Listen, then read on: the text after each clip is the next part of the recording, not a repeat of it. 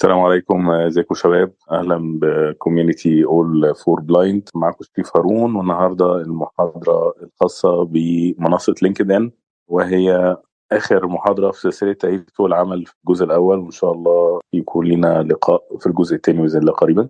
احنا النهارده هنتكلم عن لينكد ان وتواجدنا اونلاين عشان نلاقي وظيفه. المفروض ان احنا زي ما اتفقنا من اول السلسله ان هي سلسله فعلا على مسمى ان هي مرتبطه ببعض.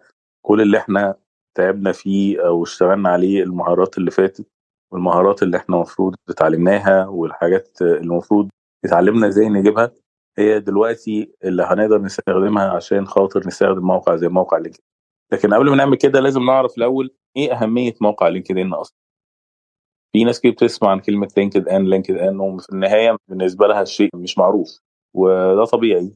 لينكد ان من المواقع اللي تعتبر جديده نسبيا في السوشيال ميديا عموما، وكمان انتشارها في المجتمع المهني او المجتمع الوظيفي او في سوق العمل في مصر تحديدا بلوش اكتر من، يعني موجوده طبعا من 2015 2016، لكن بقت بقوه اخر 4 او 5 سنين.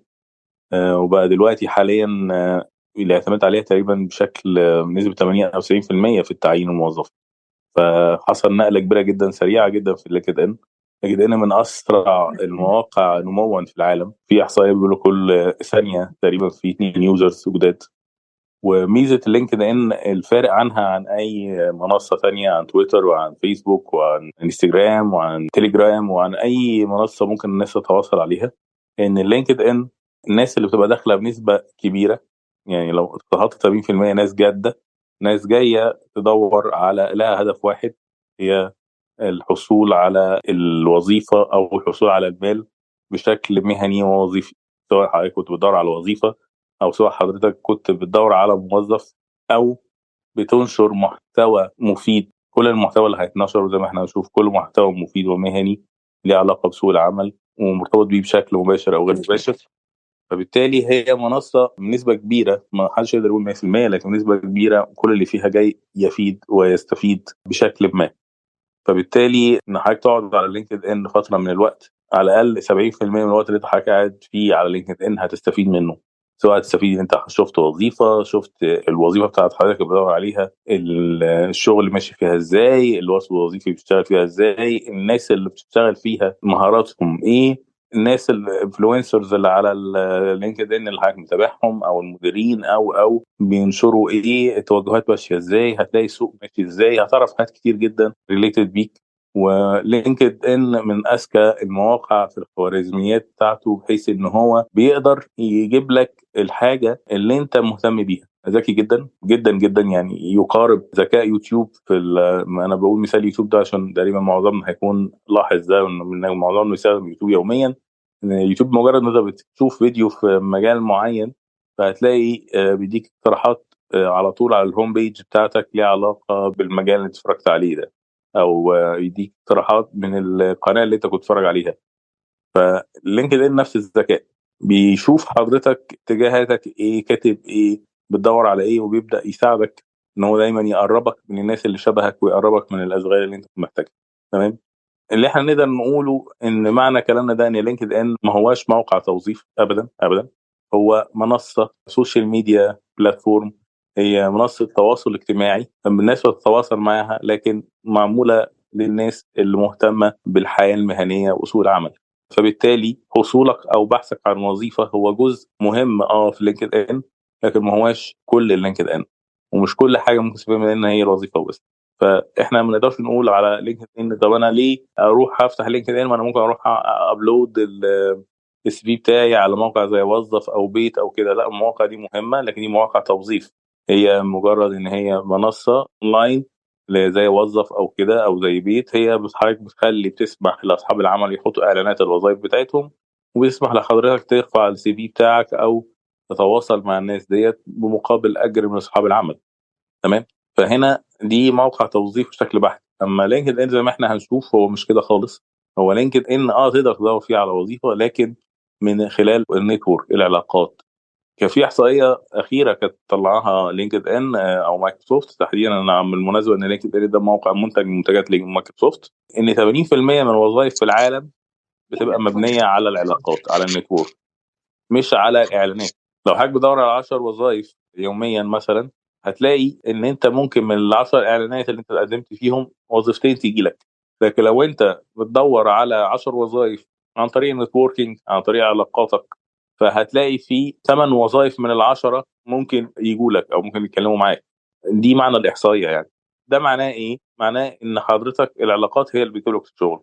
وهنا اللي عملوا لينكد ان، زمان كنا عشان حضرتك تعمل علاقات مع ناس شغاله في شركه معينه او في مكان معين كان شبه مستحيل. انا حضرتك عشان تعرف اساسا مين مدير الموارد البشريه في الشركه الفلانيه صعب جدا، وممكن يكون ما تقدرش توصل له.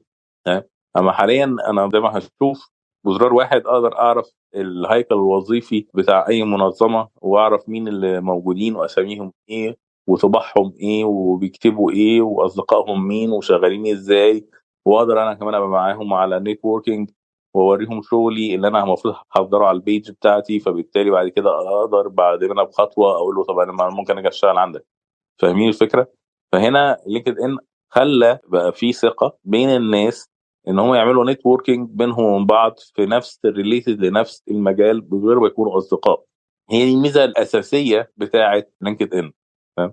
عشان كده حاليا بقت اللينكد ان بقى مهم جدا جدا لكل الناس، سواء حضرتك بتدور على وظيفه، سواء حضرتك عايز تعمل بيرسونال براندنج، عايز يعني تعمل علامه تجاريه لشخص حضرتك، عندك حاجه بتبيعها، عندك حاجه بتسوقها، عندك فريلانسر وعندك خدمات بتنشرها. كل حاجه ممكن بتعملها في حياتك لينكد ان هيأثر في حياتك بشكل ما، وهيكون مهم جدا ان انت تستخدمه. طيب لينكد ان كمان بالنسبه لك بيبقى تقدر تعرف انه الكفاءات المطلوبه للوظيفه اللي حضرتك بتدور عليها، الكفاءه دي شكلها ايه وسوق العمل طالب ايه. فاكرين لما كنا بنعمل نقول نعمل جاب اناليسيز يا جماعه والكي اس اي او والكلام اللي احنا كنا اتكلمنا فيه في اول ثلاث اربع محاضرات، ان احنا ازاي نطور نفسنا والى اخره. فهنا لينكد ان هيساعدك جدا في ده. لينكد ان هيجيب لك السوق عايز ايه، مش بس السوق بقى بشكل عام كده في العالم، لا، ممكن تخصص له لحد محافظتك. فانت هتعرف الناس دي عايزه ايه ومنزل. فاكرين لما نقول لكم يا جماعه هاتوا الوصف الوظيفي واقروه، الجوب ديسكريبشن. احنا هنا ممكن نعمل بمنتهى السهوله زي ما هنشوف كمان شويه ان انت تجيب جوب ديسكريبشنز للوظيفه ديت من اقرب مكان ليك بيعلن عن الوظيفه ديت لابعد مكان ممكن تتخيله. تمام؟ وهتقدر تجمع وتقدر تشوف كي ووردز وتقدر تعمل كل اللي احنا كنا بنتكلم فيه، وكلكم كنتوا بتقولوا طب هنجي اجيب الحاجه دي منين؟ هنا المصدر، هنا الكنز، هنا ده كنز. تمام؟ البرايفسي في لينكد ان ممتازه. الخصوصيه في لينكد ان من اكثر المواقع تحافظ على خصوصيه العملاء، الرواد الموقع. وحضرتك تقدر في السيتنجز بتاعتها تقدر تعمل حاجات كتير تحافظ على البرايفسي بتاعت حضرتك. فمن المواقع اللي فيها نسبه كبيره من الثقه ان انت ممكن تتعامل معاها. يقدر لينكد ان الناس لينكد ان في منه فري وفي منه بريميوم بفلوس. فكمان لينكد ان قوي جدا في الاحصائيات. يعني انت البيج بتاعتك فيها احصائيات، هتعرف احصائيات الناس اللي دخلت شافت البروفايل بتاعك، الناس اللي عملت شافتك، شافت الاعلان بتاع الوظيفه بتاعتك، ايا كان كل الاحصائيات اللي ممكن نتكلم فيها بعد كده. كمان بيعمل خريطه اقتصاديه للسوق. ممكن تعرف السوق رايح فين، يعني السوق ماشي في اي اتجاه. يعني عايز ديجيتال ماركتنج، عايز مثلا بروجرامينج، عايز ايه. هتلاقي السوق يعمل لك خريطه اقتصاديه للسوق، تعرف السوق رايح فين واتجاهاته ازاي. وده بيفيد اكتر طبعا مش المتقدمين الوظائف، اكتر من الشركات وال والايجنسي بتاعت الريكروتر والى اخره. فدي بتبقى حاجات ساعات منها بعض الخدمات البريميوم اللي هو عارف ان هو بيقدمها للناس هتقدر تجيب منها في شغل وتجيب منها في. الحاجه التانيه ان انت تقدر تعرف الفجوه اللي بين التعليم وبين سوق العمل، وسوق العمل محتاج ايه. فانت هتشوف ده بوضوح. هتشوف الناس اللي متعلمه زيك اتجهت ازاي، استغلت اللي انت اتعلمته ده ازاي. يعني مثلا الناس اللي خريجه تاريخ وجغرافيا، تاريخ مثلا، الناس دي هتلاقي الناس اللي خارجين تاريخ اللي زيك عملوا كارير شيفت ازاي واستغلوا دراستهم ازاي. فهتتعلم منهم وهتعرف الفجوه اللي عندك دي هتعمل لها جاب اناليسيس ازاي وتقرب منها لسوق العمل. تمام؟ يعني مثلا انا شفت ناس كتير بتوع خريجين جغرافيا بدأوا يشتغلوا في الجي اي اس، الحاجات اللي ليها علاقه بالجي بي اس والخرائط والى اخره، بدل ما هم يشتغلوا في الجغرافيا والمساحه والكلام التقليدي.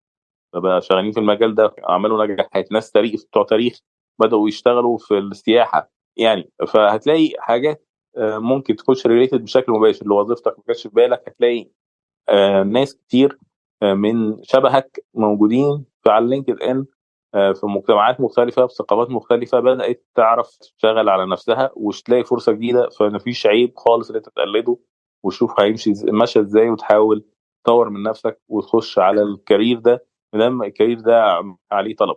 تمام. الاكسسبيليتي في لينكد ان ممتازة، من اكثر المواقع اللي بتهتم بالاكسسبيليتي على الاطلاق، وعامله شراكات مع جوس مع فريدم ساينتفك مع ام بي دي اي، ومهتمه مع فويس اوفر وتوك باك اكسسبيليتي بشكل كبير. ما اقدرش اقول 100% لكن على الاقل 98 99% ودي نسبه عاليه جدا. تمام. فالاكسسبيليتي ممتازه، وفي لينك على طول للاكسسبيليتي ثابت تحت في الفوتر بتاعت الموقع. هتلاقي في الموقع من تحت في لينك للاكسسبيليتي بيكلمك عن الاكسسبيليتي وبيقول لك ازاي تستخدم الاكسبيريتي لو فيها مشكله مع حضرتك. وعندهم حاجه اسمها ديسابيليتي انسر اوفيسر، لو عندك اي مشكله في الاكسبيريتي ممكن تكلمهم. موجودين على بي ماي ايز اللي احنا البرنامج اللي احنا كلنا عارفينه، عاملين شانل السبت على بي ماي ايز. ممكن تخش تكلمهم لو عندك مشكله في اي حاجه ليها علاقه بالاكسبيريتي. فموقع بيحترم الاكسبيريتي جدا، فمش هنلاقي فيه اي مشكله خالص. كل الشرط ان انت بتعرف تعمل براوزنج على الانترنت. ما دام بتعرف بتعمل براوزنج على الانترنت سواء باي سكرين ريدر سواء كان على الموبايل او على الكمبيوتر، فمش هيبقى عندك اي مشكله في استخدام لينكد ان. مشكلتك هتبقى كلها في المصطلحات، ودي اللي احنا هنتكلم عليها حالا. تمام. طيب، احنا كده اتكلمنا اخدنا فكره سريعه عن لينكد ان وعرفنا هو بيعمل ايه وشكله ايه. طب انا بقى استخدم لينكد ان ازاي؟ انا عشان استخدم لينكد ان ده لازم اعمل ملف شخصي او بروفايل قوي جدا، عشان ده اللي هيعبر عني. فاول خطوه بعملها ان انا اعمل نفسي بروفايل قوي. احنا بناخد بس الصوره العامه وبعد كده هنتكلم عن الموضوع بالتفصيل. بعد ما اعمل البروفايل هقدر هنا اعمل كونكشن. الكونكشن هنا ده مصطلح بديل لفريند في فيسبوك. انت في الفيسبوك عندك ايه؟ فريند. انا بدي امثله من المواقع المشهوره بحيث ان احنا نقرب الصوره يعني. الفيسبوك عندنا فريند وفولو، يعني اي حد ممكن تعمل له صداقه او بتعمل له متابعه. في اللينكد ان برضه نفس الفكره، لكن بدل الفريند بيقول لك كونكشن. سماه كونكشن ليه؟ ان هو مش عايزك تبقى صديقه، هو بيبقى فيه اتصال بينك وبينه. هو حضرتك بتبقى كونكشن معاه، فانت في رابط بينك وبينه. الرابط ده مش ما يكونش انت مش اصدقاء، هنا علاقه مهنيه. فدي بديل لمصطلح فريند، فاحنا مسمينه كونكشن. وهنفهم بقى بعد كده قدام شويه يعني ايه هنجيب الكونكشن ازاي ونعمل ده ازاي. فولو، ان هنا لو حضرتك بقى ناس حد يعني عنده كونكشنز كتيره، فخلاص الكونكشن عنده قفلت او الفريندز عنده قفلت، فبدا ياخد ايه؟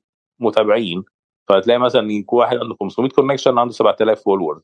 زي بالظبط الفيسبوك بقى عنده مثلا 200 فريند دول اصدقائه، وعنده مثلا 10000 فولور دول متابعينه.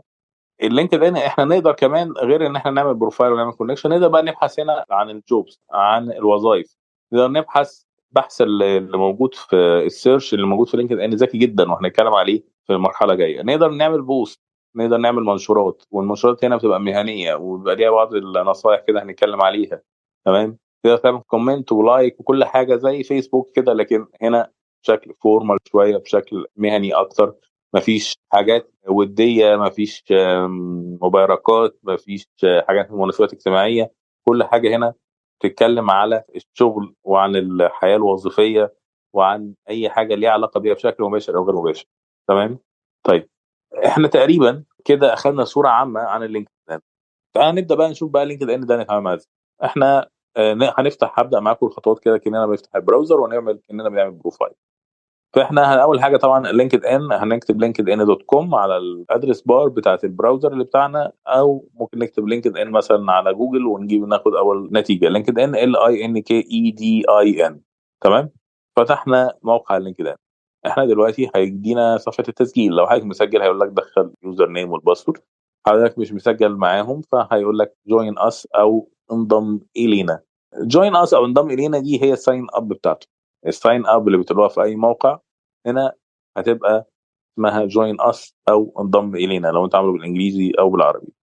فاحنا هنختار جوين ان او جوين اس. هيطلب من حضرتك ان انت تدخل ايميل وباسورد، او ممكن يقول لك لو انت عايز تخش بجوجل اكونت بتاعتك مثلا، او لو انت مثلا بتعمل من على الموبايل فيقول لك لو انت ابل فيقول لك خش بالابل.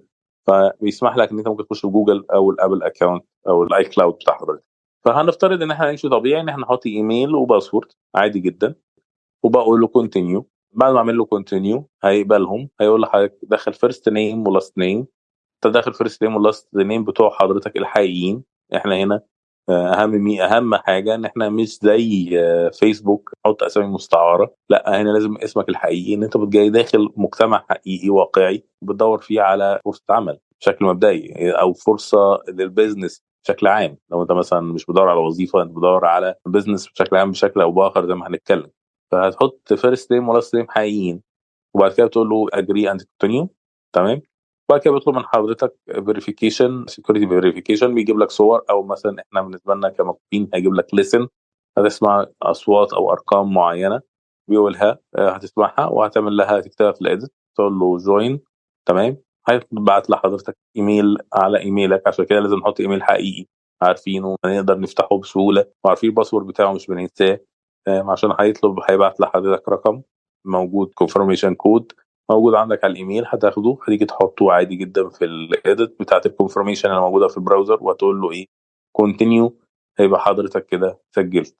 بيبقى بيطلع لك ويزرد كده للبروفايل، احنا هنقول له سكيب، مش او يعني احنا مش هنكمل معاك الويزرد دوت، احنا هنخش جوه الموقع نفسه وهنعمل البروفايل ده بايدينا. تمام. طيب، البروفايل احنا كده هيفتح عندك الهوم بيج بتاعت الصفحه الرئيسيه بتاعت لينكد. احنا اللينكد ان على فكره يا شباب ينفع تخليه بالعربي او بالانجليزي زي ما انت عايز، وكمان تقدر تعمل اتنين اللي الاكونت يعني تو فيسز، يعني ممكن تعمله بالعربي وبالانجليزي. فاعطيك الاوبشن ده اللينكد ان عامله قريب، ان انت يبقى عندك محتوى الصفحه بتاعتك، البروفايل بتاعك ممكن هتكتبه بالانجليزي، وكمان ممكن تكتبه بلغه تانية العربي، فده متاح لحضرتك ممكن تعمله. تمام. طيب تعالى نفتح الهوم بيج عندنا اهو، انا فاتح براوزر معاكم حاليا. فهنا عندي الهوم بيج، المفروض ان هيبقى عند حضرتك حاجه اسمها مي تحت كده، يعني المفروض في لينكات عندنا هوم وماي نتورك وجوبس وحاجات زي كده. تحت فيه هتلاقيها مي. بعد كده لما حضرتك تبدا بعد ما تعمل بروفايل هيتحول مي ديت هتبقى فوق منها اسم حضرتك، وهيقول لك جرافيك ده هتبقى صوره اللي حضرتك. فهندوس على مي او جرافيك. تمام. اهو بيبقى زرار كلابس، يعني بيتفتح عمله اكسباندد بسبيس، هيطلع لك لينكات تانية. هتلاقي في حاجه تحت اسمها فيو بروفايل، هتعمل فيو بروفايل هيفتح لك البروفايل بتاع حضرتك. البروفايل بتاع حضرتك بقى متقسم لسيكشنز، كل سيكشن انت بتعمل لها ايديت بروفايل، هيفتح لك الايديت بتاعها وتقدر تخش تملى الايديت دي. عندنا اول حاجه فوق هيقول لك ايه، باك جراوند بروفايل. زمان كان اسمه كفر فوتو. الكفر فوتو او الباك جراوند بروفايل دي بيبقى صوره خلفيه او غلاف للبروفايل بتاعك. الصوره ديت لازم هي ما بتبقاش صوره شخصيه، بتبقى صوره معبره عن حضرتك بشكل ما. يعني مثلا لو حد شغال في البرمجه فهيكون حاطط صوره سيمبل عن مثلا شكل اكواد معين مستدل بشكل معين ليه علاقه بالكودينج او حاجه كده. لو حد مثلا شغال في السياحه وتحديدا في مصر، فهيحط معلم سياحي مثلا معين في مصر او حاجه زي كده. هنا مفيش شروط للكفر فوتو او للباك جراوند، حاليا بقى مسمينهم باك جراوند، هو مفيش شروط ثابته. ولكن الشرط اللي يفضل او النصيحه اللي تفضل ان هي تكون حاجه ريليتد لحضرتك وللبروفايل بتاعك والوظيفه بتاعتك وللمجال اللي انت شغال فيه. ليه؟ عشان خاطر الكفر فوتو ده هو ده اول حاجه بيشوفها اي حد، اي يوزرز، اي حد طالب منه يبقى صديقك، يبقى كونكشن معاك، او ريكروتر جاي يشوف البروفايل بتاعك، فاول حاجه بتيجي عليها عينيه هو الكفر فوتو او الباك جراوند. فلو الكفر فوتو والباك جراوند دوت مش شكله كويس، مش احترافي، ومش بيعبر عن حضرتك، فهو ممكن ببساطه ما تشدهوش ما تجذبهوش فيشوف غيرك. هو الموضوع كله بيبقى في لحظه، في ثانيه. فالكفر فوتو لازم يبقى فيها اعتناء باختياره، ما يبقاش صوره مش فورمال، صوره مش رسميه، ما تعبرش عن عن الوظيفه او عن المجال اللي انت بتتكلم فيه. ممكن في ناس بتحط الكفر فوتو ده صوره تانية ليها، مفيش مشكله في القصه ديت. حتى لو حضرتك صوره حاطط صوره مهنيه مثلا قاعد في مكان في مكتب مصور مع حد مشهور، ممكن لكن عاده معظم الناس بتحط الكفر فوتو ده بيبقاش فيه صوره شخصيه. تمام. طيب الحاجه اللي بعد كده في الباك جراوند، بعد كده في البروفايل فوتو بتاعت حضرتك، صورتك. صورة حضرتك هنا مش زي فيسبوك خالص، صورة مش ودية نهائي، صورة رسمية أو بيقولوا عليها سيمي فورمال فوتو، يعني شبه رسمية. بتبقى صورة ودودة ولكن بملابس رسمية، شكلك ملامحك واضحة، تعبر عن حضرتك، ما تكونش مثلا في مكان مش فورمال او مش لبس مش فورمال. مش بقول لحضرتك تجيب بدله وخلفيه بيضاء وصوره 6 في 9، مش هو ده الهدف. لا، احنا برضو الحياه مش كده. لكن هي تبقى الصوره بتعبر عن حياتك المهنيه، يعني تصور زي ما بتروح الشغل، يعني زي تصور نفسك حتى لو انت بتشتغل، شوف انت المفروض هتروح الشغل ازاي، وتكون صورتك في البروفايل كده. هي دي الفكره، في صوره مهنيه اكتر ما نقول عليها رسميه. ودي مهمه جدا جدا جدا. إحنا زي ما قلنا الانطباع البصري هو الانطباع الاول اللي بيتاخد عنك. لو الباك جراوند بروفايل فوتو او البروفايل فوتو مش مهنيين كفايه ومش معبرين عن حضرتك وفيها تشوش ما، صدقني مفيش حد هيكمل البروفايل بتاعك. فاهتم بيهم. يعني انا عارف ان ده ممكن ما تكونش حاجه مفضله قوي لينا او مش مفضله قوي لينا، لكن مستعانة بالناس ونثق فيهم، ناخد وقتنا، عندنا الصورة نتصور، ناخد رأي حد بروفيشنال شوية في الموضوع على الكفر فوتو أو حاجة زي كده، مش مشكلة نستعين بحد، عادي جدا. المهم نعمل حاجة كويسة. يفضل طبعا إن إحنا لما نعمل البروفايل ده بنعمله من على الكمبيوتر أحسن من نعمله مع الموبايل، عشان الدايمنشنز بتاعت الصور وتبقى مظبوطة على المكان اللي أنت بترفع عليه بتعمل له أبلود للفوتو ديت. وكمان اللينكد ان على البراوزر بيبقى اسهل في الايديت والكلام ده، ممكن نديره على الموبايل مش مشكله، لكن على الكمبيوتر بيبقى الدنيا اسهل شويه معانا مع الجوس او الام في دي او اي حاجه من الحاجات دي. تمام. طيب، ده اول حاجه عندنا لازم نهتم بيها زي ما قلنا، ايه؟ الباك جراوند فوتو والبروفايل فوتو. الحاجه اللي بعد كده طبعا الاسم بتاع حضرتك زي ما حطيناه في الاول لازم يكون حقيقي، ونحط الكونتنت انفو بتاعتنا او المعلومات الاتصال بتاعتنا، نحط نفس الحاجه اللي بتبقى موجوده في CV لو فاكرينها. الاسم بتاعك كده كده هيبقى موجود، الايميل اللي حضرتك مسجل بيه هتبقى موجود اوتوماتيك، هتلاقي اللينك بتاع حضرتك بتاعت لينكد ان موجوده اوتوماتيك. هنا بقى عايز تحط رقم تليفون، اوكي. عايز تحط ويب سايت لو عندك ويب سايت، اوكي. عايز تحط اي وسائل تواصل من وجهه نظرك ممكن حد يوصل لك ليها، مفيش مشكله. بنعدلها ونظبطها وبعد كده بنعمل سيف. بعد كده بنخش على اهم حاجه عندنا اللي هو الهيدلاين. الهيدلاين ده او بيقولوا عليه بالعربي العنوان الوظيفي. الهيدلاين انت مجرد اي يوزرز حضرتك بتبص عليه على لينكد ان في اي مكان، اللي بيظهر لحضرتك صورته والهيدلاينز بتاعه. الهيدلاين بتاعه ده هو عنوانه اللي بيتعبر عنه، هو بيبقى سطر بيعبر عن حضرتك، بتكتبه زي ما انت عايز. ولكن النصائح اللي احنا بنقولها دايما لما نيجي نكتب الهيدلاين بتاعنا، لازم لازم لازم يكون بيعبر فعلا عن الحاجه اللي حضرتك داخل عشانها لينكد ان. يعني لو حضرتك داخل تدور على وظيفه معينه، فانت لازم الهيدلاين بيحتوي الموضوع ده. حضرتك المؤهل بتاع حضرتك بيأهلك لوظيفة معينة، يبقى لازم اللاين المؤهل ده. حضرتك شغال في شركة معينة بتعبر عن حضرتك، لازم شركتك تبقى موجودة في الهيدلاين ده. فالهيدلاين ده بيعبر عن حضرتك طبقا للكيس بتاعتك، طبقا للي انت عايزه. ولكن الشرط الأساسي فيه ان لازم الكي ووردز بتاعته تكون ريليتد للجوب بتاع اللي انت بتدور عليه. فاكرين لما كنا بنتكلم ان احنا عشان ندور على شغلانه او وظيفه بنجمع الجوب ديسكريبشن بتاعتها، وبعد كده بحاول اشوف الكي ووردز بتاعتها، الكلمات الدلاليه اللي عندها، وبعد كده بجمع الكلمات الدلاليه ديت واقارنها بين السكيلز اللي عندي والاكسبيرينس اللي عندي عشان اقدر اختار وظيفه بين الكلام ده شويه.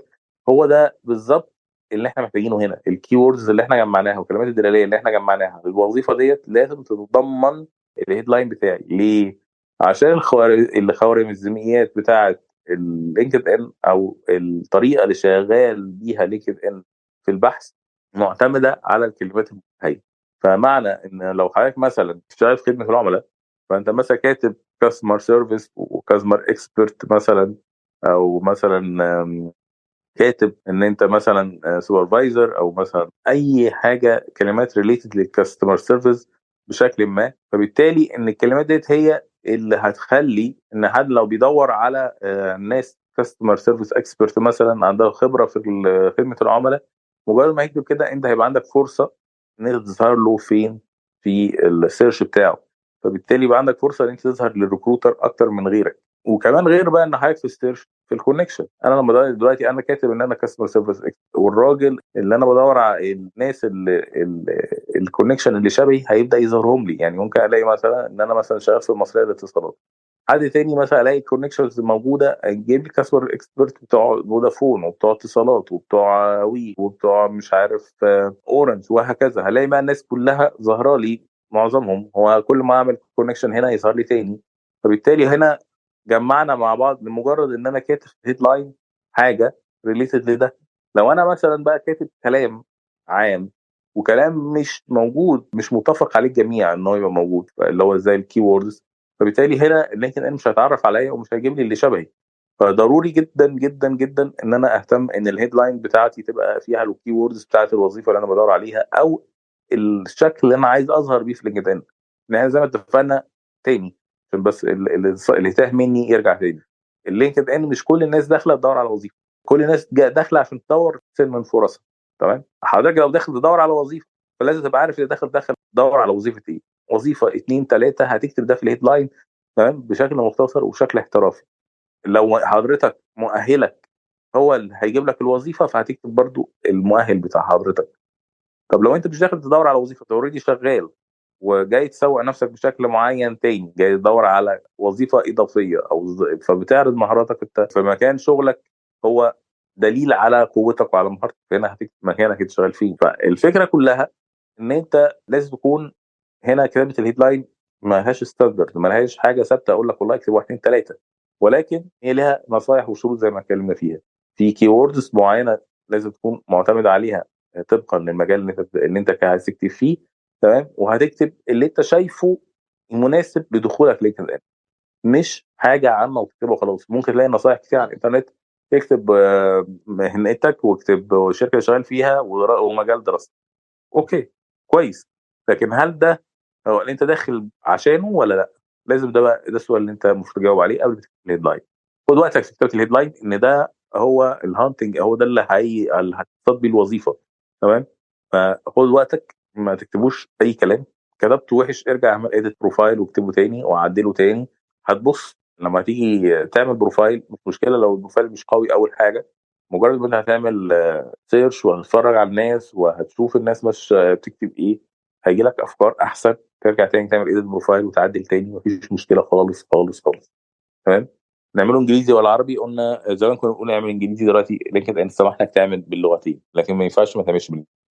البروفايل بتاعنا بيبقى متقسم ثلاث سيكشن. تمام. عندنا كور او بيزك، ده الاساسي، وعندنا ريكومندد، وعندنا الاديشنال. فاحنا هنيجي هنتكلم بقى على الكور. الكور بقى مكون من ايه؟ عندنا خلاص البيزك انفورميشن اللي احنا عملناها، الباك جراوند فوتو، البروفايل فوتو، والهيدلاين. اول حاجه بعد كده، بعد الثلاث عناصر الاساسيه دول لو بيظهروا لحضرتك مع اي حد بتدور عليه او اي كونكشن، على طول دي المعلومات اللي على طول بتظهر في الهوم بيج من غير ما تخش على البروفايل بتاع اي حد. بعد كده بقى هنا عشان اخش بقى على البروفايل، هيجيب لي بقى ايه؟ اول حاجه في الكور education. تمام. حضرتك هتضيف هنا التعليم بتاع حضرتك. فاكرين السي في؟ احنا كنا بنعمل ايه؟ ماشيين من من الاحدث للاقدم، كنا بنكتب القسم والكليه والجامعه وسنين التخرج. تمام. ولو في ديسكريبشن لحاجه معينه هنكتبها، هي نفس القصه، لكن هنا يعملها لك بشكل اسهل. هو هنا هيقول لك الكليه ايه، هتحط له، يعني هو بيديك ويزرد انت تملاها الكليه ايه كذا. طبعا تعمل اد اديوكيشن الاول، بعد كده بيطلع لك ويزرد كده يقول لك الكليه ايه كذا، الدرجه العلميه إيه كذا، الجريد عايز تحطه ولا لا، في ديسكريبشن عايز تكتبه ولا لا، سنه التخرج امتى، عايز تكتب مثال كذا سنه كذا. اوكي، زي ما انت عايز. خلاص عملت اد. خش على الكيشن اللي بعد منها، الحاجه اللي بعد منها ده كان ماجستير، خش بقى على البكالوريوس وهكذا، واملى نفس الاديوكيشنز بتاعتي اللي انا كنت ماليها في السي في. طيب وايه تاني ممكن احطه في الاديوكيشن هنا؟ ممكن احط اي انشطه انا اشتغلت فيها اثناء الاديوكيشن. فهو هنا عملها لي، سامح لي ان انا اعمل ده هنا في القسم بتاع الاديوكيشن. لو انا عندي مثلا بروجكت بتاع تخرج معين عملته، اكتبه هنا واكتب انا عملت فيه ايه وكذا وكذا، بيسمح لي اعمل كده. لو انا مثلا عندي طوعت مع الجامعه ورحنا عملنا مثلا كشافه، رحنا عملنا مش عارف، رحنا جمعيه فلانيه، رحنا يوم اليتيم، اي انشطه ريليتد ايام الدراسه ممكن تضيفها. احنا في السي في كنا دايما بنقول ايه؟ وجه سي فيها بتحط، تعمل السي في بتاعك طبقا للمسار الوظيفي اللي انت اخترته، او الوظيفه اللي انت اخترتها، او الجوب ديسكريبشن اللي انت قريته بتاع الوظيفه دي. هنا اللينكد ان شويه لا، اللينكد ان هنا مش سي في، اللينكد ان هنا بتكتب كل حاجه ريليتد بالحياه المهنيه، سواء كانت ان انت هنا مش محدد انت رايح فين بشكل كبير، انت هنا بتحط كل اللي انت عايزه. لكن نصيحه، لو في حاجه انت مش حابب ترجع لها تاني، يعني فرضا انا درست مثلا رسم، وبعد كده انا كف بصري، فانا مش هستخدم الرسم تاني، فيفضل ما احطهوش. عايز تحطه حطه، لكن ما تحطوش ليه؟ عشان ما تلخبطش اللي كده. ان هو لما هيلاقيك انت ده انت مثلا فنون جميله قسم مثلا رسم او مش عارف ايه اي كان، يعني انا بقول اي كلام ما اعرفش الاقسام مش ازاي، لكن حاجه ما نقدرش نعملها حاليا، فهو هيفتكر ان انت تعرف تعملها، فهيجيب لك شغل على اساسها وهيجيب لك كونكشن على اساسها. لو انت مش حابب ترجع زي وانت مش عارف تشتغل الشغلانه دي وانت مش عايزها، فما تحطها. دي نصيحه مني لحضرتك. لكن هنا اللي دايما يقول لك حط كل حاجه انت فعلا درستها بشكل اكاديمي في قسم الاديو. فده اول حاجه في الكور. بعد كده بعد الاديوكيشن هيقول لك اد بوزيشنز. هنا اد بوزيشنز ديت اللي هي الاكسبيرينس بتاعت حضرتك. فاكرين الاكسبيرينس اللي كانت موجوده في السي في؟ هي نفس الفكره. هنا هحط برضو البوزيشن، ريسيت بوزيشن بتاعتي، اخر وظيفه انا فيها، تمام، هكتبها، وهكتب الوظيفه ديت، وهكتب القسم اللي انا شغال فيه في الشركه. لما اجي انا هختار الشركه، بالمناسبه صح يا جماعه، في الاديوكيشن او في الشركات المؤسسات كلها موجوده على كده. يعني مثلا هرجع خطوه لورا معلش في الاديوكيشن، لو انا كتبت في الاديوكيشن جامعه عين شمس، انا خريج جامعه عين شمس، فهي لما يجي بكتب الجامعه هيطلع لي لسته بالجامعات اللي عندي، تمام. فانا هختار جامعه عين شمس، فهنا ويدي يبقى انا الميزه هنا ان انت ما بتكتبهاش بايديك، فانت هتخش في الكوميونتي بتاعت الخريجين جامعه عين شمس. فهنا برضو لينكد ان هيفهم ان انت خريج جامعه عين شمس قسم كذا، فهيبدا يجمعك بالناس اللي ليها علاقه، اللي شبه حضرتك وبيشتغلوا معاك. فدي ميزه من مميزات لينكد ان. برضو في البوزيشنز وفي الاكسبيرينس نفس الوضع. حضرتك لما تقول مثلا انت شغال في تلكوم ايجيبت، فهتلاقي تلكوم ايجيبت باللوجو بتاعها، فبالتالي حضرتك دخلت في الكوميونتي بتاعت الشركه بتاعت حضرتك. بعد ما تضيف الاكسبيرينس بتاعتك هتقول له اللي انت لسه شغال فيها، اللي انت كارنتلي جوبز لسه حضرتك شغال فيها، ولا خلاص ده بوست جوبز انت سبتها، تمام. فانت بتختار، ده اختيار كده بتختاره، هل انت لسه موظف في الوظيفه اللي انت في الخبره اللي انت عايزها ديت، ولا حضرتك دلوقتي سبتها. وهتضيف في ديسكريبشن كل اكسبيرينس او لكل بوزيشن زي ديت التاسكس اللي احنا قلنا عليها، المهام اللي احنا كنا بنتكلم عليها في الاكسبيرينس، ان احنا نحط بوليتس او نقاط بتتكلم عن الوظيفه بتاعت حضرتك. يعني وانت حضرتك شغال في المبيعات، هتقول لي ان انا حضرتك سنه كذا عملت كذا مثلا، وحققت ارباح بكذا، وجبت عملاء بقد كذا، وحققت تارجت قد كذا. فهنا بتقول ديسكريبشن حقيقي عن حضرتك ليه علاقه بالبوزيشن اللي انت حاطه. بعد كده حضرتك كده خلصنا الجزء بتاع البوزيشنز او بتاع الاكسبيرينس. تالت حاجه موجوده عندنا في الكور في البروفايل، في حاجه اسمها كارير بريك. دي ملهاش علاقه بينا، هي ليها علاقه بالناس المتقاعده والناس اللي طلعت معاش، فعايز تعمل تكتب ان هم دلوقتي حاليا في كارير بريك، او مثلا ناس دلوقتي اشتغلوا شغل فتره معينه فبيريحوا. ده في الكالتشر بتاعتنا مش موجود قوي، لكن بره في ناس بتبقى في منتصف حياتها بتاخد كارير بريك، فانت بتكتب هنا ان انت كارير بريك وتاخد راحه، وعشان خاطر مثلا هتضيف وهتعمل حاجه لنفسك، هتشتغل على حاجه، هتعمل حياتك الاجتماعيه، بتعمل شيفت كارير ايا كان. ده مش ريليتد بينا قوي فبنسيبها. الحاجه اللي بعد كده بقى السكيلز، المهارات. تمام؟ هنا بتضيف سكيلز. السكيلز هنا مش لازم تكون حضرتك واخد لها شهاده، انت حضرتك بتحط السكيلز اللي حضرتك بتعرف تعملها، وريليتد اللي انت كاتبه في البروفايل فوق، البرنس بتاعت حضرتك والاديوكيشن بتاعتك. فهو هيجيب لك اقتراحات، اختار اقتراحات. عندك انت سكيلز جديده انت مش ظاهرها لك، ضيفها، مفيش مشكله، مش بالكثره. حط سكيلز فعلا حضرتك تعرف تعملها، تمام. مهم جدا ان انت تحط سكيلز لازم تكون بتعرف تعملها، ما تحطش اي سكيلز مستمره، مش بالكثره زي ما قلنا. طيب، ضفنا السكيلز. في حاجه مهمه جدا جدا في قسم السكيلز اسمها الاندورز او التصديقات. وهنا كل ما يكون في اندورز عندك على السكيلز بتاعتك، كل ما حضرتك بتتشاف اكتر وبيهتم بيك اكتر. ايه الاندورز دي او ايه التصديقات دي؟ حضرتك انت قلت دلوقتي مثلا انت بتعرف مثلا اكسبيريتي تيستر، وبتعرف اكسبيريتي كونسلتنت، يعني انت راجل خبير في الاكسبيريتي والاكسبيريتي اوديت والى اخره في الشغل بتاعك. حضرتك كل مهارات كده معينه، خمس ست مهارات ليها علاقه ريليتد بالمجال ده. طيب، حضرتك حطيتها. آه انا ايه اللي يثبت لي كريكروتر او كحد عايز يعمل معاك كونكشن ان انت بتعرف الحاجات دي؟ فلينكد ان عملت حاجه لطيفه اسمها الاندورز، ان حضرتك تخلي حد يقول يعمل لك اندورز على السكيلز، يعمل لك تصديق على زي ما بيعمل تعمل لايك كده، يعمل لك حاجه اسمها اندورز. فلما يتلاقي مثلا ان السكيلز بتاعتك ديت عليها مثلا 30 اندورز، يعني عليها 30 تصديق، كل دول بيقولوا ان حضرتك بتعرف تعمل الشغلانه دي.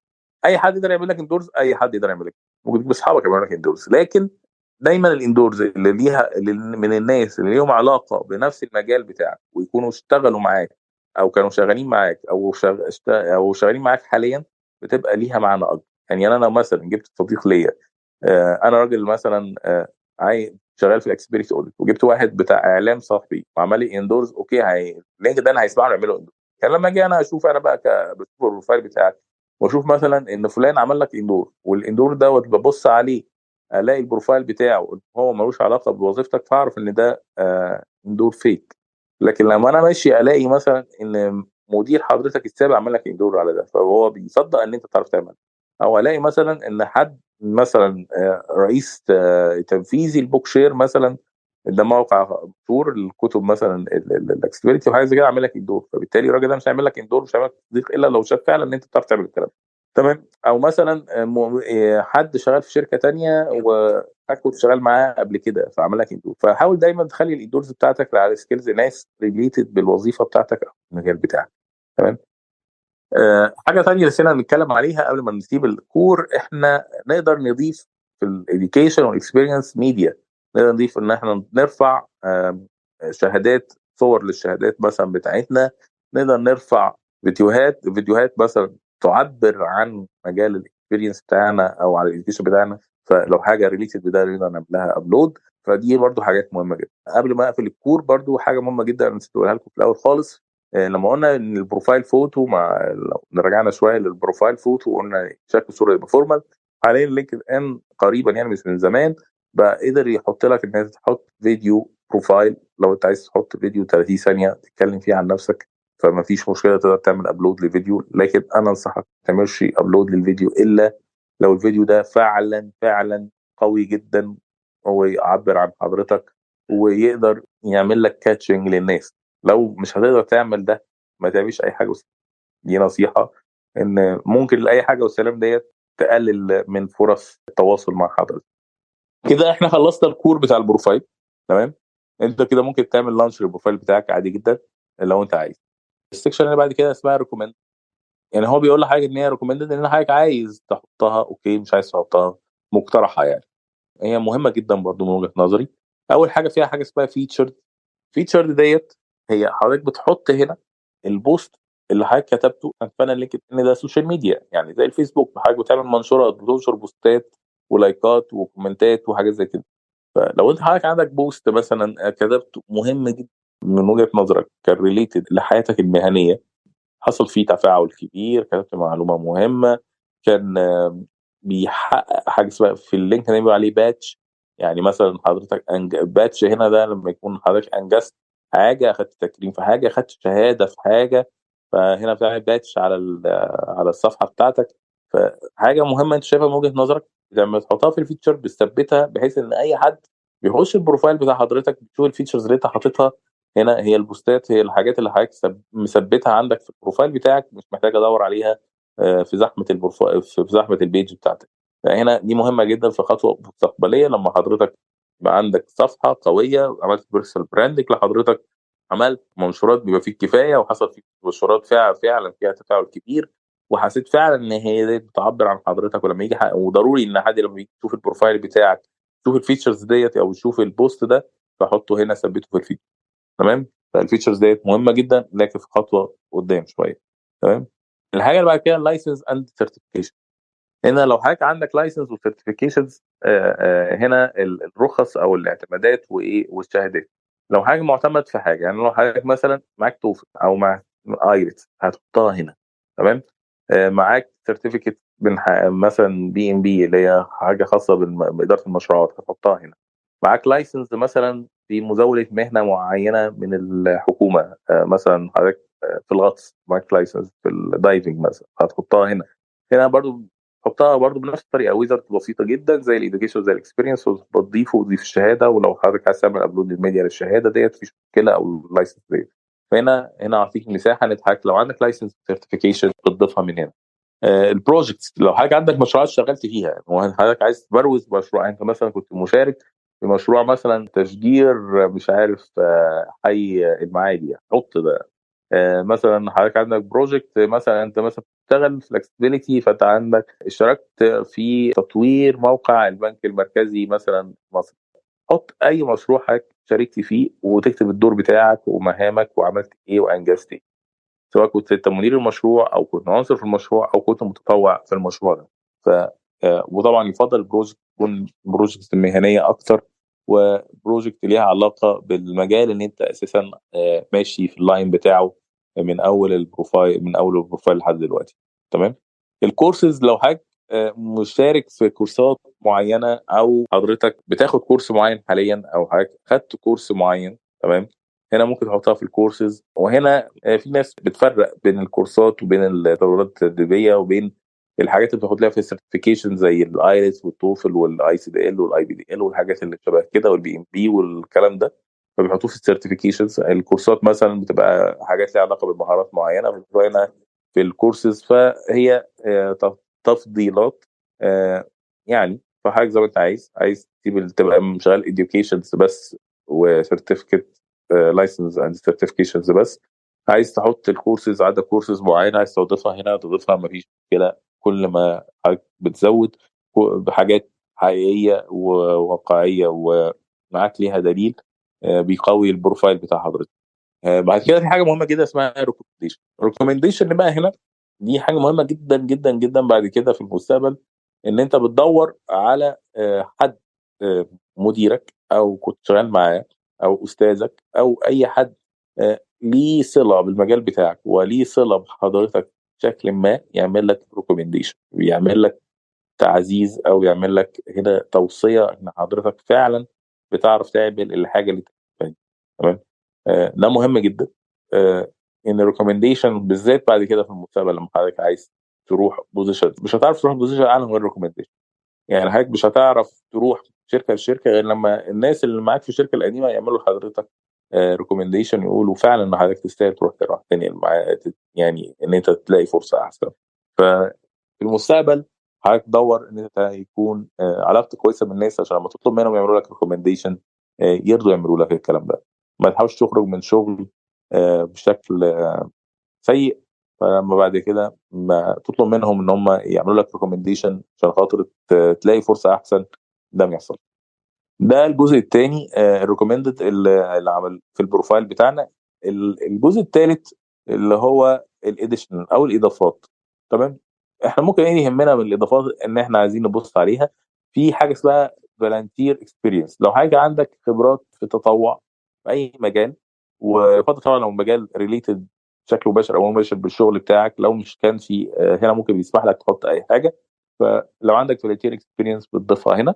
تمام.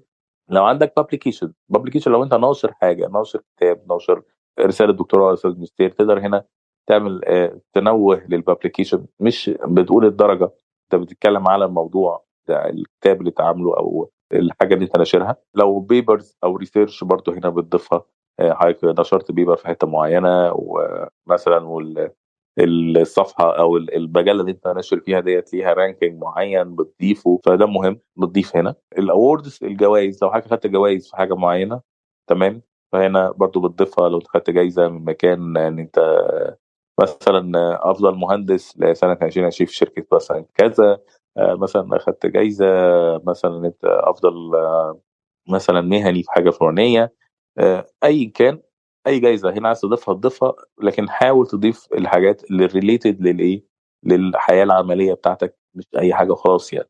هنا اللغات حضرتك بتضيف هنا اللغه. هنا لو تفتكروا ان احنا كنا في التيم بنقول بقى لانجوج ارابيك نيتيف، ده بلاش منها.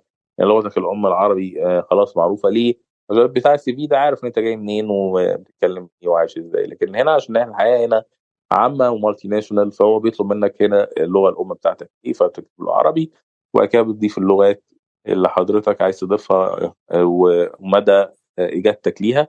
عندنا حاجه اسمها تيست كورز، هنا درجات الاختبارات بتاعت حضرتك. لو انت بتعمل عندك حاجه يعني خاصه قوي ليها علاقه بالاختبارات هنا بتحطها لو انت مثلا بتاخد، زي ما هنشوف ان في حاجه اسمها كورسات على لينكد ان، في كويز خاصه بمهارات معينه على لينكد ان، فهنا بيظهر لك السكورز بتاعتك.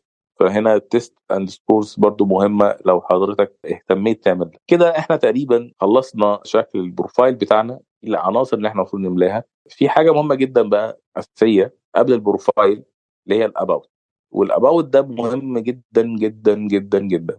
هو هنا بيتكلم عن ديسكريبشن لحضرتك، ملخص عن حياه حضرتك المهنيه، هتكتبه يعني في 3 4 باراجراف بكتير. ده مهم جدا ان انا اي حد بيفتح اي بروفايل بتاع حضرتك، سواء كان ريكروتر او اي حد، وعايز يعرف حضرتك مين، هيخش على الاباوت بتاعت حضرتك. فضروري جدا الاباوت بتاعتك تتكلم حضرتك مين، تدرس دارس ايه، خبراتك ايه، تمام، وحضرتك تتطلع في المستقبل عايز تكون ايه او عايز تعمل ايه.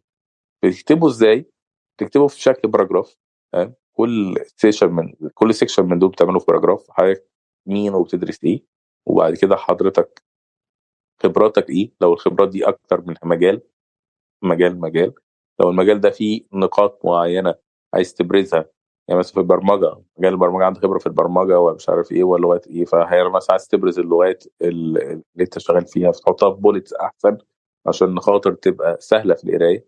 نقاط. فعندك مثلا خبره في البرمجه، خبره في الكاستمر سيرفيس، خبره في الاكسبيريتي، فدي بس 3 خبرات. كل باراجراف هيتكلم عن خبره من الخبرات ديت. تمام. بعد كده حضرتك انت داخل هنا عندك طلعات، انت هتلاقي وظيفه احسن، بوزيشنز احسن، عندك طلعات ان انت هتكون حاجه افضل في المستقبل. هتكتب هنا اهدافك المهنيه واهدافك وتطلعاتك في المستقبل، وهتحاول تكتب الاباوت ده اكتر من مره. حاول تكتبه مظبوط، ما يكونش فيه اخطاء املائيه. اهتم بيه جدا جدا جدا. اكتبه لغايه ما توصل لصيغه محترمه. هنا بيديك مساحه كبيره في الكلام. ما تحاولش تملى كتير، عشان كل ما بتطول كل ما فرصة إن الناس تقرأ كل الكلام اللي للآخر بتقل. حاول تكون مركز، ما تكونش مختصر قوي فيضيع مجهودك، ولا تكون مطول قوي فتخلي اللي بيقرا ما يوصلش لنهاية الباراجراف بتاعك. فخليه متوسط كده، معقول، طريقة لغوية جذابة بحيث إن هو يكمل. يكون منظم وواضح، كل سيكشنز واضحة كده بحيث إن هو يقدر ينقل بعينيه بين كل سيكشن وسيكشن. تمام. لو في نقط معينة عايز تبرزها حطها في بولت، اعملها بولد.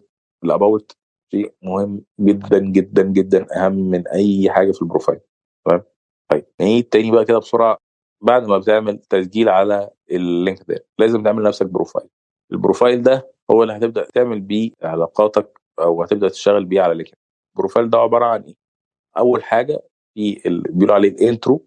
الانترو ده بيبقى عبارة عن الباك جراوند فوتو، تمام، أو الكفر فوتو. دي بتبقى صورة مش شخصية لكن بتعبر عن حضرتك. بعد كده بتحط البروفايل فوتو، دي صورة شخصية قلنا تبقى سيمي فورمال، يعني ودودة ونفس الوقت شكل رسمي، صورة مهنية يعني. وبعد كده في فيديو بروفايل عايز تضيفه، لكن لازم يكون حاجة قوية وتستحق إن هي تضاف. ما عندكش بلاش أحسن. الهيدلاين فعلا ان هو يبقى فيه كي ووردز ليها علاقه بالجوب ديسكريبشن اللي انت بتدور عليها. تمام. ويكون بيعبر عن حضرتك باللي انت عايز، بالهدف اللي انت داخل بيه لينكد ان. لو حضرتك بتدور على وظيفه هتكتب إن الوظيفه اللي انت بتدور عليها. لو حضرتك شغال في مجال معين هتكتب المجال اللي انت فيه. لو هتكتب حاجه، الدراسه اللي حضرتك مهمه ودراستك ديت هي اللي هتجيب لك الوظيفه، اكتبها. فحضرتك هتكتب هيدلاين سطر، ممكن تكتب فيه اكتر من حاجه ما فيش مشكله، لكن تكون مترابطه وتكون الكي ووردز فيها اساسيه عشان تظهر للناس بعد كده في الكونكشنز وفي السيرش. طيب بعد ما حضرتك عملت الهيدلاين، تمام، هنعمل الاباوت. تمام. الاباوت لسه مكلفين فيه حالا خلاص. وبعد كده بنخش البروفايل. عندنا كور متقسم ل3 اجزاء: كور وريكومندد واديشنال. الكور لازم نعمله اللي هو الاديوكيشن والاد بوزيشنز اللي هي المفروض الاكسبيرينس. وعندنا السكيلز، واتكلمنا عن السكيلز ازاي بنشتغل عليها وازاي بنطلب من الناس يعملوا لنا اندورز. عندنا زي ما قلنا في الريكومندد عندنا الفيتشرز، عندنا اللايسنس، سيرتيفيكيشن، وقلنا برضو ايه الفرق بينها وبين الاديوكيشن. عندنا البروجكتس، عندنا الكورسز، واتكلمنا في كل ده وقلنا اهم حاجه فيها الريكومنديشن. بعد كده في المستقبل الناس تعمل لك. بعد كده قلنا في اديشنال واتكلمنا قلنا الاديشنال فيها بعض الحاجات اللي احنا ممكن نهتم بيها: الفولنتير اكسبيرينس، الببليكيشنز اللي هي تطوع، الحاجات اللي حضرتك نشرتها، تمام، الاوردز، الجوائز اللي حضرتك خدتها، اللغات، تمام، وكلمنا على التيست سكورز. ده شكل البروفايل بتاع حضرتك. ما ينفعش ابدا ابدا كما على لينكد ان من غير ما تملى البروفايل ده. خد وقتك فيه. البروفايل بيكبر وبينمو وبيبقى فيه ثراء مع الوقت، مش بيبقى من اول مره. لكن الثراء ده عشان يحصل، تمام، لازم يبقى فيه اساسيات. والاساسيات دي حاجه انت بدات فيها كتبتها، هي هنا هيبدا حضرتك تقدر تبحث عن وظيفه، تقدر تعمل كونكشن، تقدر تخش جروبس، تمام، فتبقى ليك هويه معروفه حضرتك مين ممكن نتكلم معاه. تمام. طيب احنا كده عملنا البروفايل. ايه الخطوه اللي بعد كده؟ ان انا ادور على الكونكشن. الكونكشن زي ما اتفقنا اللي هي ايه؟ فريندز، اللي هي الاصدقاء. لكن هنا مش اصدقاء، هنا علاقات اكتر ما هي صداقه، علاقات مهنيه. واتفقنا هدف لينكد ان الاساسي هو فتح العلاقات بين الناس في المجال المهني. تمام. ان هو شايف ان الناس كانت صعب جدا تعمل علاقات مع بعض، والوظائف دايما بتيجي بالعلاقات. طب خلاص، طب انا بدل ما نعمل اعلانات ونجي وحضرتك بتدور على وظيفه وانا مش عارفك وانت ما بتعرفنيش، لا، يبقى انا هبقى اعمل لك بلاتفورم انت تعرف فيها اللي هيوظفك، واللي هيوظفك يعرفك اكتر. فبالتالي لما يقرا السي في بتاعك بقى عنده صوره كامله لحضرتك ونشاطك وسلوكياتك وتعليقاتك، كل حاجه هنا بحساب، كل حاجه هنا وقت الجد تتحسب عليه. تمام. عشان كده قلنا هنا المكان رسمي ومهني بشكل كبير.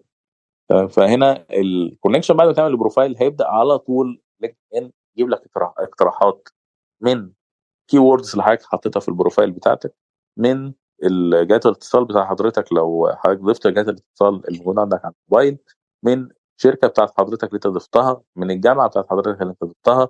ان مجرد هنا مش بنكتب اسامي وخلاص، انت حضرتك بتختار من الليست بتاعتك.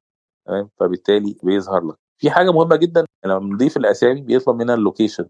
تمام. فده مهم برضو انتوا فاهمين الربط ده ازاي. فلما بتكتب انت اسمك فيرست نيم ولا نيم بيطلب من حضرتك اللوكيشن بتاع حضرتك. فهنا من اللوكيشن بيبدا هو برضو يوجه الكونكشنز بتاعتك والبروفايل بتاعك طبقا للايه، للوكيشن بتاعك. لو انت جاي مثلا في القاهره، فهنا على طول مثلا فعلى طول فجاب لك مثلا الجامعات قريبه من حضرتك لما تيجي تضيف الاديوكيشن. وبالتالي لما حضرتك بتدور على كونكشن، تمام، هيجيب لك الكونكشن اللي في محيط مجتمعك ك بشكل في الاول.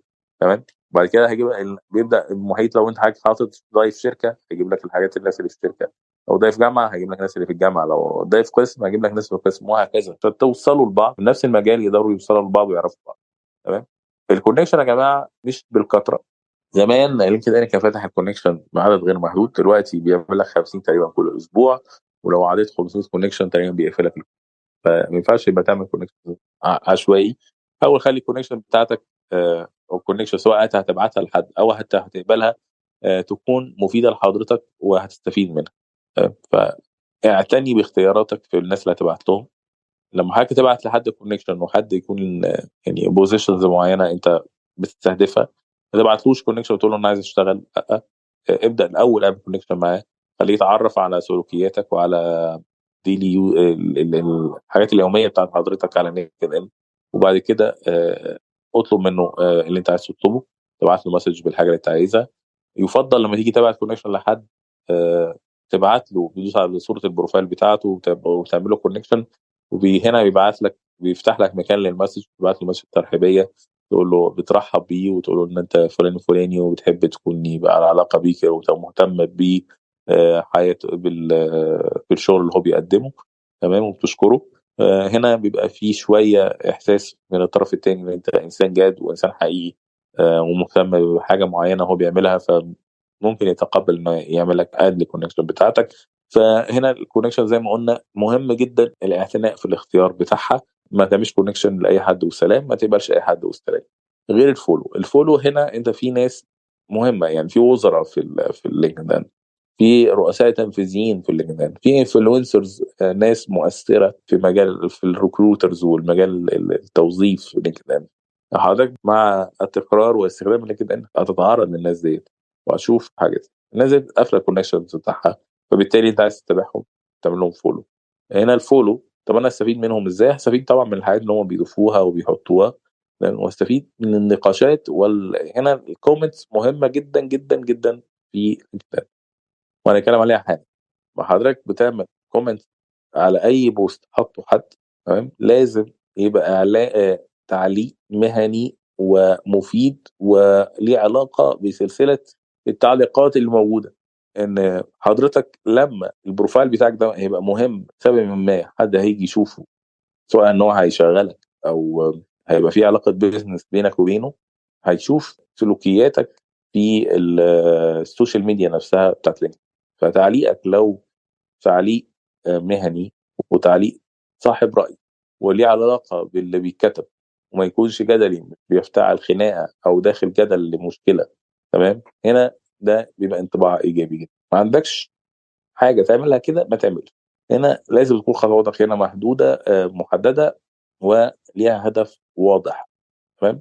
فالكومنتس تقريبا مهمة جدا جدا. تقدر تعمل كومنتس لأي حد انت عامل له فولو أو أي بوست. شايف ميزه من ميزات برضو لينكد ان حضرتك مجرد لو انت عملت كونكشن عندك كونكشن قليله، لكن اللي عند حضرتك ده عنده فولورز كتيره، مجرد ما يعمل لي لايك للبوست من البوستات بتاعت حضرتك هيظهر لل 20,000 بتوعه. فممكن تلاقي ان انت عندك 3 4 كونكشن، لكن عندك تفاعل مثلا بال 20 و 30,000 على بوست واحد، عشان بس انت عندك واحد بس عنده عدد كبير عمل لك لايك. عشان كده دايما الكونكشن مهمه جدا. التفاعل في اللينكد ان قوي وسريع، مش مش ضعيف زي فيسبوك، تمام، ولكن لازم يتعمل بطريقه فيها حكمه وحد يكون فاهم كويس انت بتعمل. البوستات بتاعت حضرتك بتديك بوست، ده مهم جدا ان انت تكون دايما عندك مشاركه يوميه، او على الاقل كل يومين يبقى عندك مشاركه بوست على المكان في لينكد ان. خلي مشاركتك ليها علاقه بحياتك العمليه او بالمجال اللي انت بتدور فيه على شغل. اتكلم عنه، اتكلم عن معلومه، اتكلم عن راي، اتكلم عن سؤال، اتكلم عن فكره. حاول دايما المنشورات بتاعتك بتعبر عن رايك وعن وجهه نظرك وعن شخصيتك، تكون حاجه مهنيه بشكل كبير. ما تحطش اي حاجه غير رسميه وغير مهنيه. ما تحطش بقى اخبار ماتش كوره، ما تحطش عزا، ما تحطش مباركه، ما تحطش الكلام ده. مفيش الكلام ده شباب. كبيرك تحط مثلا ان انت اخدت ماجستير، اخدت جايزه، اخدت تكريم، حاجه برضو ريليتد بالحال التعليميه والمهنيه بتاعت حضرتك. حاول دايما البوست بتاعت حضرتك تبقى في شكل ستوري، قصه ناخد منها فكره او ناخد منها معلومه، بتبقى اكتر جاذبيه. ما تفتعلش، ما تخترعش حاجه. ان اللينكد ان بيرصد حياتك طول ما انت ناشط على لينكد ان. اللينكد ان راصد حياتك، فاللي انت هتجزي فيه دلوقتي هتنساه بكره، وهيبان ان انت كذبت. خلي دايما حاجتك اللي تكتبها قريبه للحقيقه وللواقع. ده بالنسبه للبوست والكومنت واللايك والحاجات زي كده. الحاجه اللي بعد كده ممكن نتكلم عنها، طبعا انا بجري سريعا طبعا يا شباب. اللينكد ان ده يعني بحر كبير، لكن احنا بناخد البيزكس اللي احنا نقدر نبدا بيها. احنا هنا كوتشنج مش اكتر، احنا هنا بنرشد حضراتكم ازاي تبقى فاهم ايه هي المصطلحات الموجوده عندنا في اللينكد ان عشان حضرتك تبدا الطريق. فاحنا هنا بنحط حضرتك على التراك بس مش اكتر. الحاجه اللي بعد كده احنا بنتكلم عن الجوبس، عن الوظائف. هنلاقي حاجه اسمها جوبس. هنا بقى ازاي ندور على وظيفه، وده جزء مهم جدا، وده الجزء المشهور بلينكد. عشان حضرتك تدور على وظيفه، حضرتك بعد ما تدوس على اللينك بتاع جوب تلاقي بيجيب لك اقتراحات للوظائف اللي ليها علاقه بالبروفايل بتاعك. يقول لك وليها علاقه بالبروفايل بتاعك، سواء من ليها علاقه باللوكيشن اللي انت ضايفه، مكان حياتك، اللوكيشن اللي انت عايش فيه، وكمان الكي ووردز اللي انت حاططها في البروفايل. عشان كده يا جماعه الكلمات الدلاليه الكي ووردز دي مهمه جدا جدا تبقى عارفها ايه هي الكي ووردز بتاعت المجال والمسار الوظيفي اللي حضرتك عايز تمشي فيه، سواء كنت حضرتك بتشتغل او لا. لازم تبقى عارف. وهنا لينكد ان مش ضروري يبقى عندك مسار وظيفي واحد. يعني لو انا اخترت وظيفتين او ثلاثه عايز ادور عليهم، تمام، يبقى مفيش مشكله خالص ان انا ابقى كاتب ده في الهيدلاين، ابقى كاتب ده في الاباوت بتاعتي، تمام، وابقى كاتب دوت في الاديوكيشن والسكيلز بتاعتي. فبالتالي لينكد ان هيفهم ان حضرتك بتدور على الثلاث حاجات دول، فهيجيب لك حاجات شبه، هيجيب لك اقتراحات ليها علاقه شبيهه باللي انت بتتكلم فيه، تمام. فهنا اول حاجه، اول ما تخش على جوبس هتلاقي اقتراحات. طيب انا مش عايز اقتراحات، ايه ده، انا عايز ابحث بقى، تمام. البحث عن الوظيفه، حضرتك مثلا هنا ميزه بقى السيرش بتاعت اللينكد ان، ميزه مهمه جدا.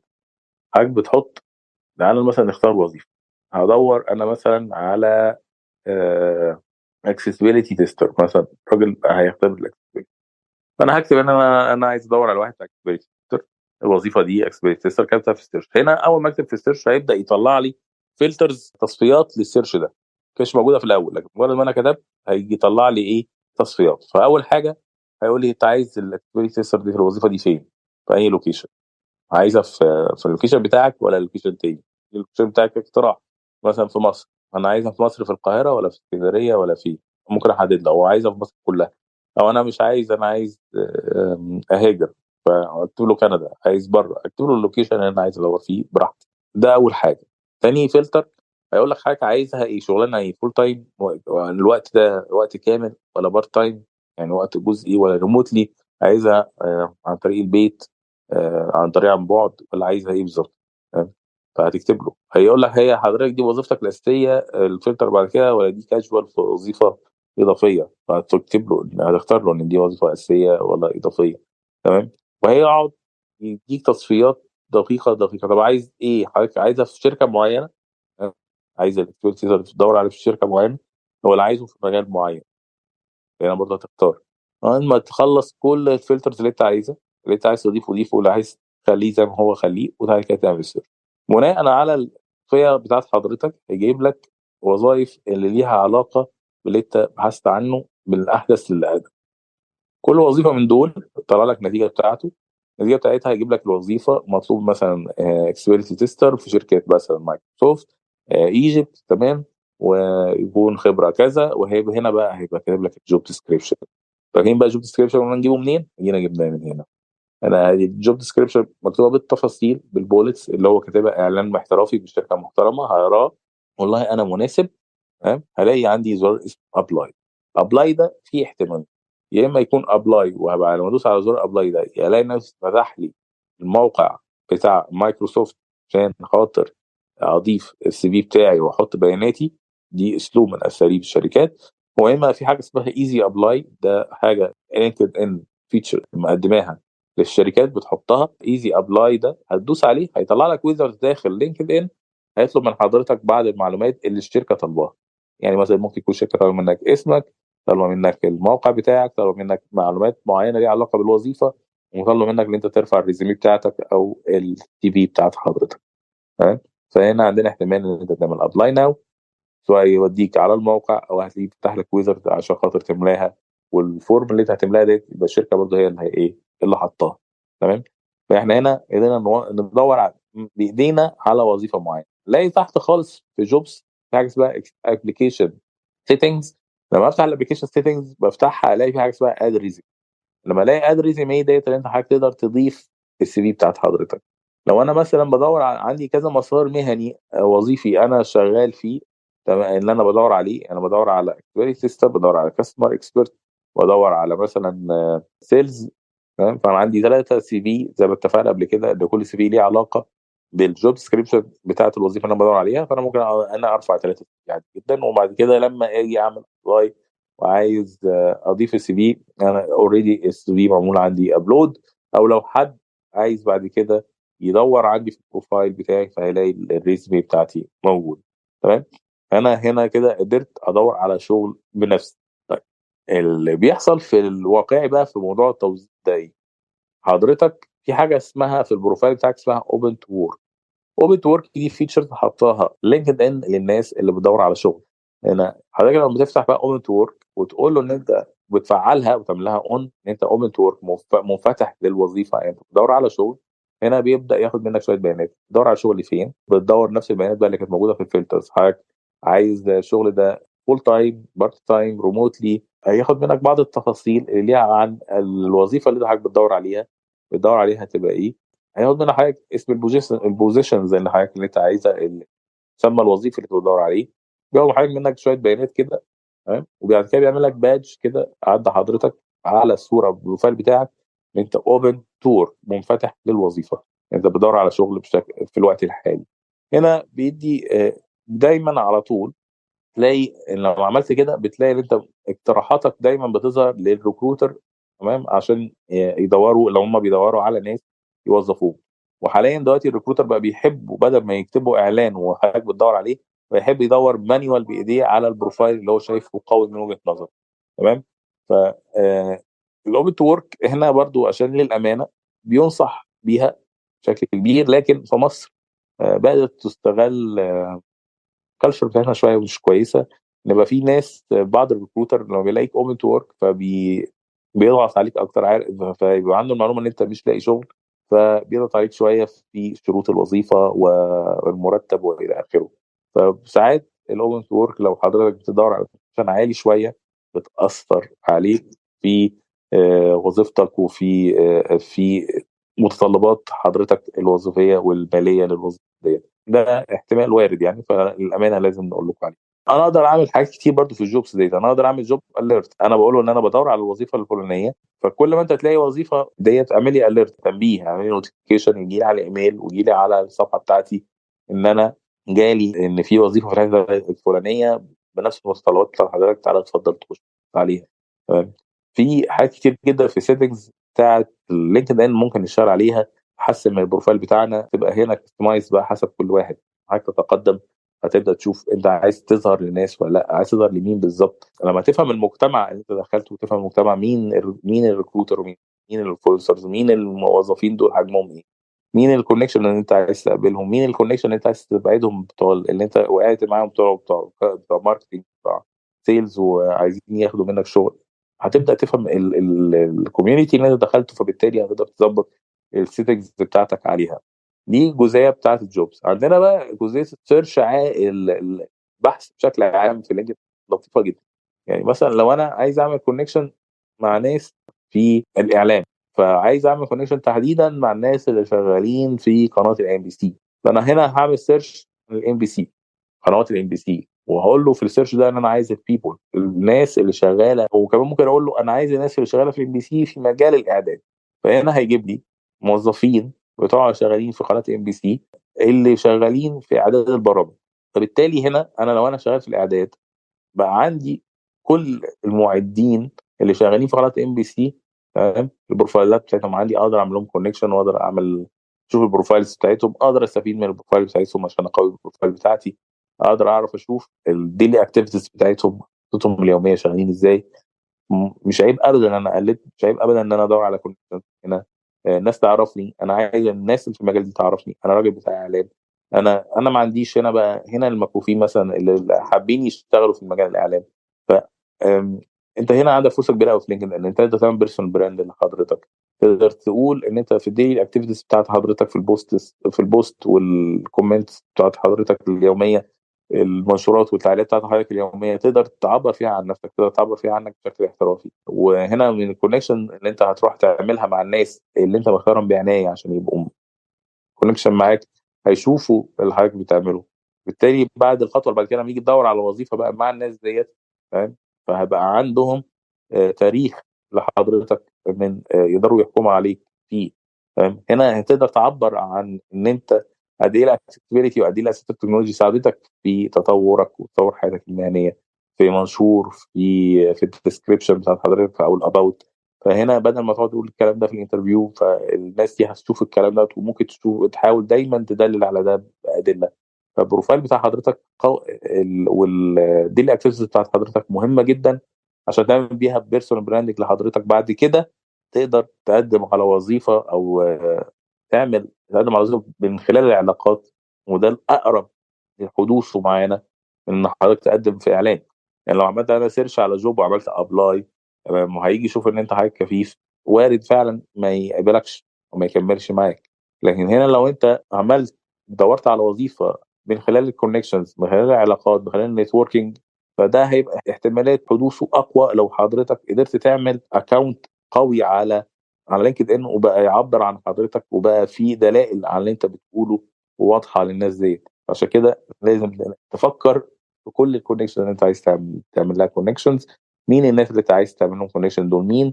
هتلاقي كل الناس اللي انت ممكن تتخيلهم موجودين على كده. وكمان لازم تفكر كويس قوي في نوعيه المنشورات اللي انت بتضيفها، ان هي دي اللي بتعبر عن شخصيه حضرتك. كل ده بعد ما تكون انت عملت بروفايل قوي جدا، مليته بشكل كويس قوي، بتحدثه بشكل دوري، اي مشكله حضرتك شفتها، اي ميزه شفتها عند حد تاني، ابدا ضيفها عندك. هتشوف الميزه في اللينكد ان انت هتشوف السوق فعلا زي ما قلنا في الاول ماشي ازاي، شوف ان ناقصك ايه وتبدا تاخده. لو ناقصك كورسات هتاخدها، ناقصك مجال معين في الدراسه هتعمله. آم، هنا لو كنا فاكرين بنتكلم على ان انت مش لاقي شغل، طب انزل فلانتير ليه علاقه بشغلك هنا، تطوع ليه علاقه بشغلك، تدريب ليه علاقه بشغلك، سهل جدا تلاقي ده هنا. سهوله تلاقي حاجات ليها علاقه بشغلك فيها تطوع وتدريب. تمام. فاسترش في لينكد ان، سيرش ذكي جدا ولطيف جدا وهيوصلك لناس هيكون تتخيل ان انت ممكن تبقى ليك علاقه بيهم او فولو ليهم او كونكشن معاهم. عندنا برضو في لينكد ان الجروبس ديت مهمه جدا، ان هي جروبس مهنيه، ان حضرتك برضو دي وسيله من وسائل النتوركينج، ووسيله من وسائل معرفه ان السوق ماشي ازاي، ومعرفه السوق ده النولج بتاعت السوق دي ماشيه ازاي. لما كنا بنتكلم برضو فاكرين لو تفتكروا ان احنا نجيب نعمل نولج اندستري ونولج للماركتنج وتكنيكال نولج، عشان خاطر فاكرين الكي لو تفتكروا الكلام ده. فهجيبه منين؟ من هنا من الجروبس. ان حاجه مثلا انت بتدور على جروب بتوع الاكسبيريتي تيستر مثلا في الشرق الاوسط، فهتلاقي حاجه كده. هتدور على جروب ليهم علاقه بالناس اللي بتشتغل في ديجيتال ماركتنج، هتدور على جروب مثلا ناس ليهم علاقه بالبايثون مثلا، جروب مثلا للناس اللي بتشتغل في الشركه الفلانيه. هتلاقي هنا جروب مهنيه، جروب ليها مواضيع مهنيه كتيره، تقدر تخش جروبس ديت. تمام. وتقدر تشوف الناس دي بتكتب ايه، هتلاقي حاجات كتير جدا تستفيد منها، ان كل المحتوى هنا محتوى مهني. فهتلاقي مفيش بوست مش تستفيد منه ما دام وهيبقى ريليتد للمجال اللي انت حضرتك داخله. تستفيد منه كونكشنز كتيره بقى، هتعرف هنا وفولو ناس كتيره ليها علاقه بالمجال بتاعك. فالجروبس مهمه جدا وهتستفيد منها بشكل كبير. المسجز هنا، الرسائل حضرتك هنا يفضل دايما الرسائل بتاعتك تبقى هنا رسائل مهنيه، ما تبقاش لحد رساله غير رساله بتعبر عن حضرتك بشكل مهني، تكون مختصره، بتكون مفهوم منها بشكل مختصر حضرتك عايز منه ايه. يعني حضرتك عايز وظيفه فهتجيب له ده بوضوح، وما ينفعش تطلب من حد وظيفه من اول مره، لازم زي ما اتفقنا يكون بقى في كونكشن مع حضرتك، وفي فعلا بروفايل قوي حضرتك تقدر تطلب بيه وظيفه. دايما اول اي حد تعمل معاه كونكشن يفضل تبعت له رساله تعارف وترحيب. بيبعت لك دايما لينكد ان نوتيفيكيشن، اشعارات بالوظائف، بحاجات كتير، بكونكشنز، ببوست، بمنشورات ليها علاقه بحضرتك. بيديك كده نوتيفيكيشن ذكيه جدا بتاعت لينكد ان طبقا للاتجاه بتاع حضرتك يعني. تقريبا احنا كده اتكلمنا على لينكد ان بشكل عام.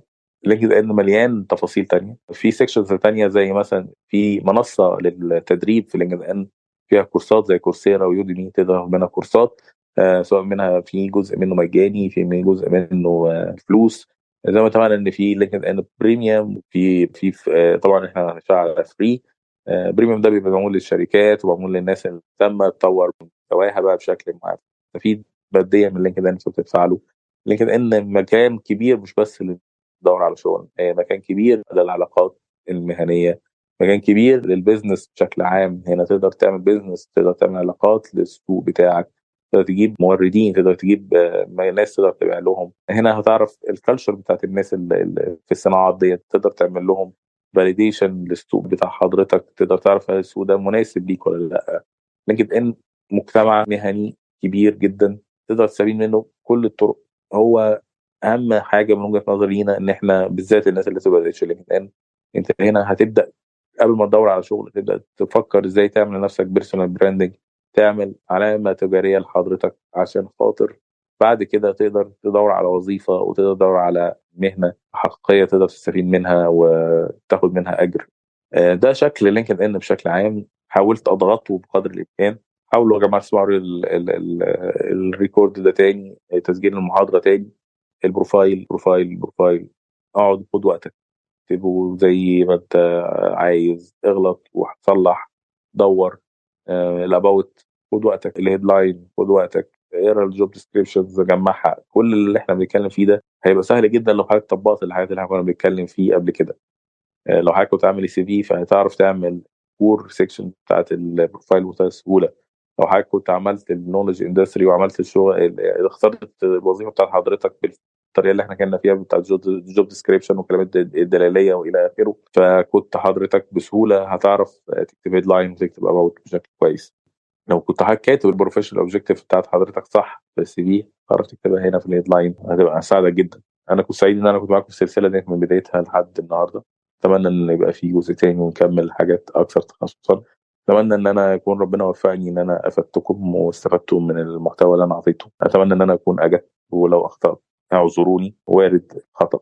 واشكركم واشكر اهتمامكم، واتمنى ان حضراتكم تكونوا استفدتم. وشكرا لاول فور بلايند، وشكرا لاهتمامهم، وشكرا للجنه التنظيم والشباب كلهم. انا كنت سعيد جدا ان انا كنت معاكم. شكرا لكم.